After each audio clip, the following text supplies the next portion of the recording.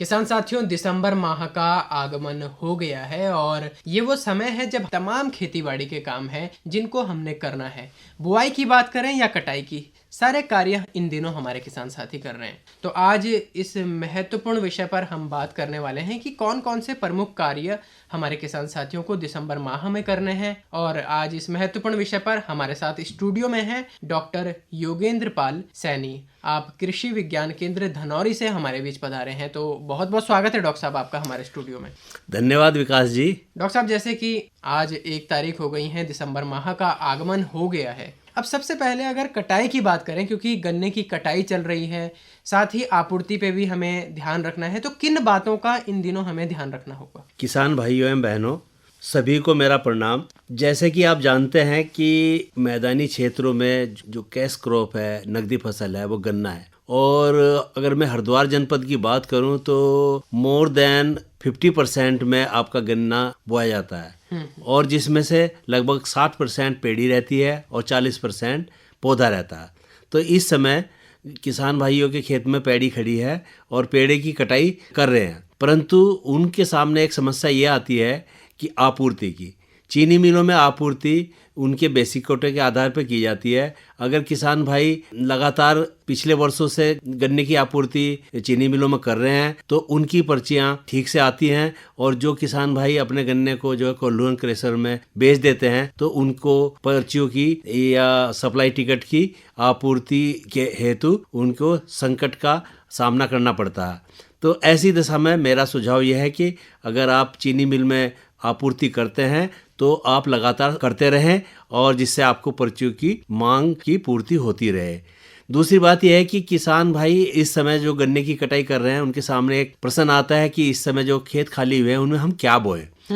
किसान भाइयों, मैं आपको बताना चाहूँगा कि इस समय आपके पास 3-4 विकल्प हैं। अगर आप पछेती गेहूं की बुआई करना चाहते हैं तो पछेती गेहूं की बुआई करें, और इसके साथ साथ आप जो है उसमें पछेता जो भी बो सकते हैं, और उसके साथ साथ आप जो है और सब्जियों की जो है बुआई भी कर सकते हैं। और इस समय मुख्यतः जो है गेहूं की बुआई के लिए 3-4 बातें मैं आपसे बताऊंगा जिससे आप उसका कार्य कर सकें।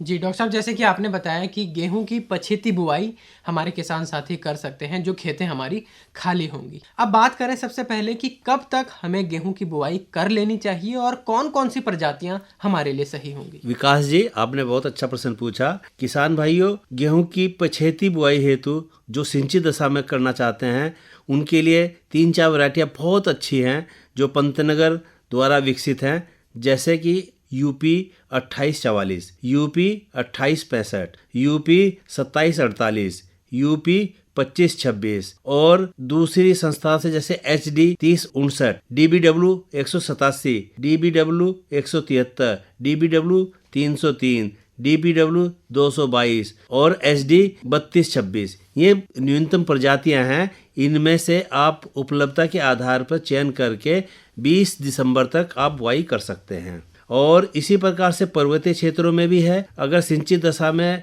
घाटियों में जो किसान भाई गेहूं बोना चाहते हैं उनके लिए भी 3-4 वैरायटियाँ बहुत अच्छी हैं, जो HS 295, HS 420, VL 804, VL 802 आदि में से चयन करके उपलब्धता के आधार पर आप बुआई कर सकते हैं। किसान भाइयों, देर से बुआई करने के लिए बीज की मात्रा का विशेष ध्यान रखना चाहिए, क्योंकि समय से बुआई के लिए जो बीज बोते हैं उसमें 25% की जो अधिक डाल करके, यानी कि 125 किलोग्राम प्रति हेक्टेयर की दर से आप बुआई कर सकते हैं। जी, तो डॉक्टर साहब, बहुत ही महत्वपूर्ण जानकारी आपने हमारे किसान साथियों तक पहुंचाई।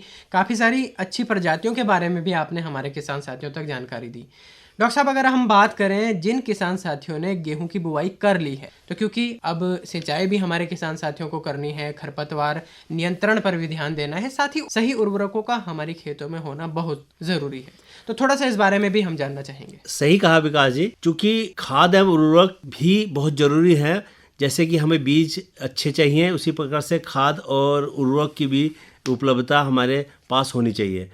जिन किसान भाइयों ने मृदा परीक्षण कराया तो वो तो मृदा परीक्षण के आधार पर जो है उर्वरकों का और खादों का प्रयोग करें, और जो किसान भाई किसी कारण से मृदा परीक्षण नहीं करा पाए वो सिंचित दशा में देर से बुआई हेतु 80 से 100 किलोग्राम नत्रजन, 40 से 60 किलोग्राम फास्फोरस और 30 से लेकर 40 किलोग्राम पोटास प्रति हेक्टेयर की दर से दें। किसान भाइयों, मैं ये भी बताना चाहूँगा कि जो समय से आपने गेहूँ बोया था, जो कि 20 अक्टूबर से 5 नवंबर तक का समय अगेती के समय के लिए होता है और 5 नवंबर से 25 नवंबर तक समय से बुआई के लिए होता है, उसके लिए आप जो ये बुआई कर चुके होंगे वो लगभग 20 से 25 दिन तक की फसल हो चुकी होगी।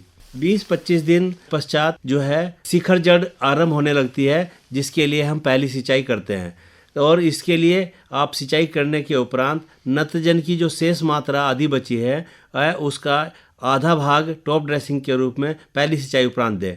कुछ किसानों द्वारा अक्सर प्रश्न पूछे जाते हैं कि आजकल नैनो यूरिया सभी सहकारी समितियों पर उपलब्ध है और यूरिया के कट्टे के साथ नैनो यूरिया की एक बोतल दी जाती है, इसको कैसे प्रयोग करें? इसके लिए मैं किसान भाइयों आपसे अनुरोध करूंगा कि आप इसमें भ्रमित ना हो, और आपको बताना चाहूँगा कि आप नत्रजन की आधी मात्रा दानेदार यूरिया से ही दें, यानी कि कट्टे से ही दें, जो कि कट्टे का यूरिया मिलता है उससे ही दें, और शेष आधी नत्रजन को नैनो यूरिया से दें।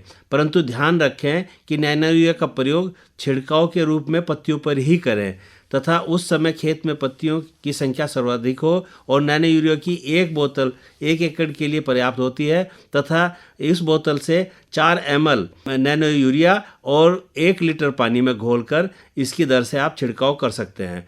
किसान बंधुओं, कभी भी पहला पानी लगाने के बाद नैनो यूरिया का छिड़काव ना करें, बल्कि तीसरी व चौथी सिंचाई के बाद ही नैनो यूरिया का छिड़काव करें। प्रत्यक्ष सिंचाई और द्वितीय सिंचाई के उपरांत दानेदार का यूरिया का ही टॉप ड्रेसिंग करें।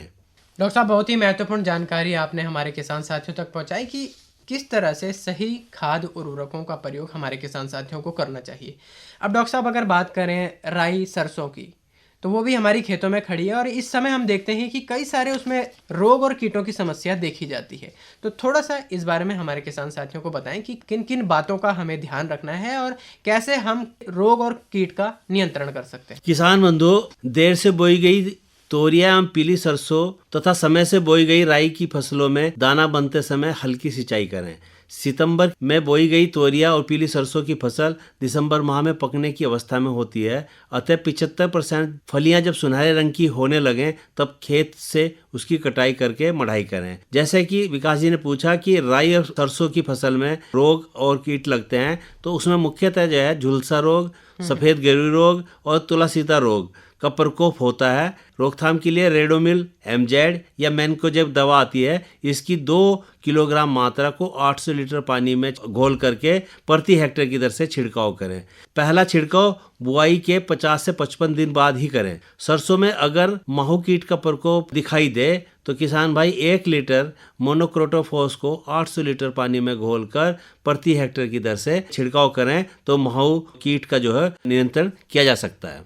जी डॉक्टर साहब, अब जैसे कि लहसुन प्याज की हम बात करें, हमारे किसान साथी इसकी बिजाई इन दिनों करेंगे और साथ ही घरों में भी हम देखते हैं कि बागवानी में बहुत ज़्यादा इसको लगाया जाता है।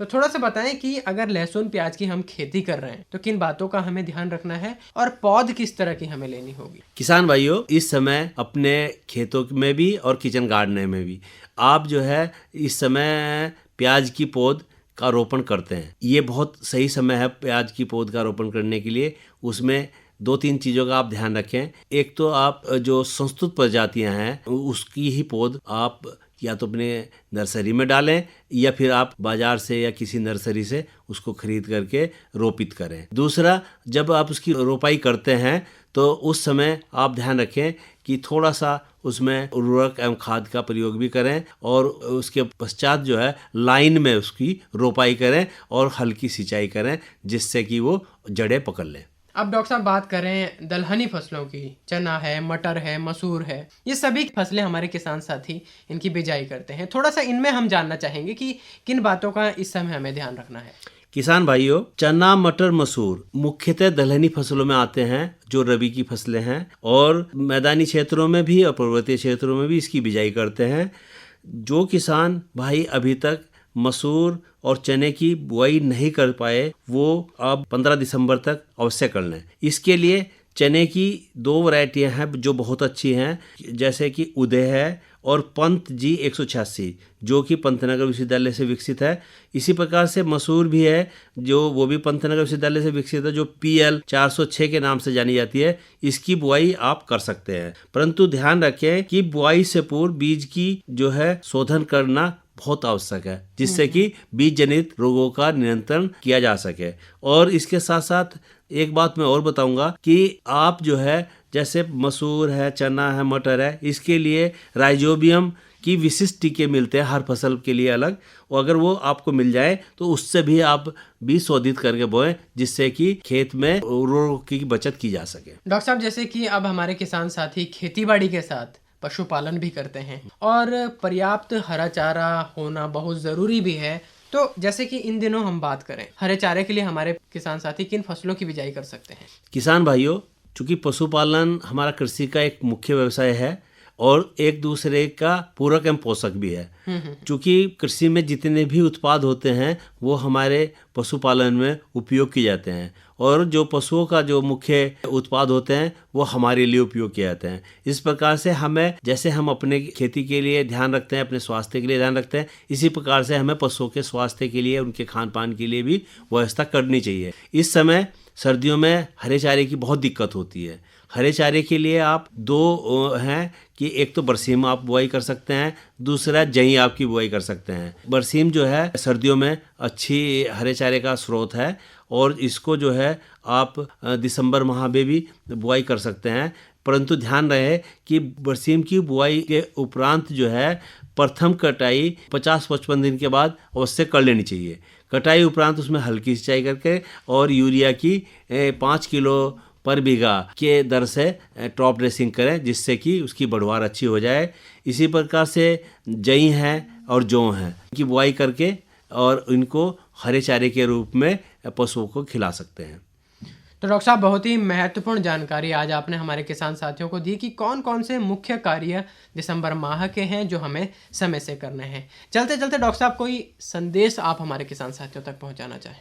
विकास जी, किसान हमारी कृषि की रीढ़ की हड्डी है, जिसमें हमें किसानों के लिए हर समय उनको जो हो तकनीकी सत्र के माध्यम से जो है नई नई जानकारियाँ देते रहने चाहिए और उनके जो है खेती के उपयोग के लिए अच्छा रहे। तो डॉक्टर योगेंद्र पाल सैनी आज आप हमारे स्टूडियो में आए और बहुत ही महत्वपूर्ण जानकारी दिसंबर माह के कृषि कार्यों को लेकर आपने हमारे किसान साथियों तक पहुंचाई। आपका स्टूडियोज में आने के लिए बहुत बहुत आभार। धन्यवाद। धन्यवाद।